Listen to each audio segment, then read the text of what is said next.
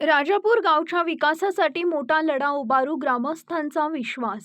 शिरोळ तालुक्यातील राजापूर येथील प्रजिमा 123 तसेच इजिमा 48 या रस्त्यासाठी तसेच गावच्या विकासासाठी मोठा लढा आगामी काळात उभारला जाईल अशी पवित्रा ग्रामस्थांनी घेतलाय।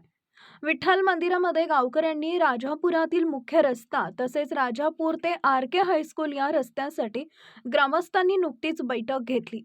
यावेळी बोलताना विठ्ठल ढवळे, संजय पाटील, स्वप्नील संधीसह ग्रामस्थांनी आपापली मतं मांडली।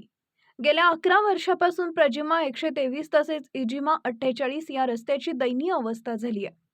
आजपर्यंत रस्त्याची डागडुजी नाहीतर मुरुमही टाकले नाही।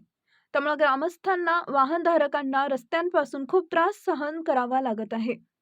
गेल्या 11 वर्षापासून रस्त्यावर मोठमोठे खड्डे पडले असतानाही सार्वजनिक बांधकाम विभाग डोळेझाकपणा का करत आहे असा प्रश्न उपस्थित करण्यात आलाय। तसेच या रस्त्यासाठी गावकऱ्यांनी सर्व राजकीय पक्षांनी एकत्रित येऊन गावच्या विकासासाठी पुढाकार घेण्याचा विश्वास व्यक्त केलाय। तर सार्वजनिक बांधकाम विभागाला प्रशासनाला जागे करण्यासाठी एक दिवस गाव बंद ठेवून प्रशासनाचा निषेध म्हणून बंद पाळण्यात येणार आहे असं सभेमध्ये ठराव करण्यात आलाय। तसेच गावच्या विकासासाठी सर्वजण एकजूट होऊन प्रशासनाला जागे करण्यासाठी गट तट पक्ष विसरून एकतट होऊया असा नारा देखील देण्यात आलाय। यावेळी गावच्या विकासासाठी विविध मुद्द्यांवर चर्चा करण्यात आली। येत्या काळात उग्र आंदोलन छेडण्याचा निर्धार ग्रामस्थांनी घेतलाय।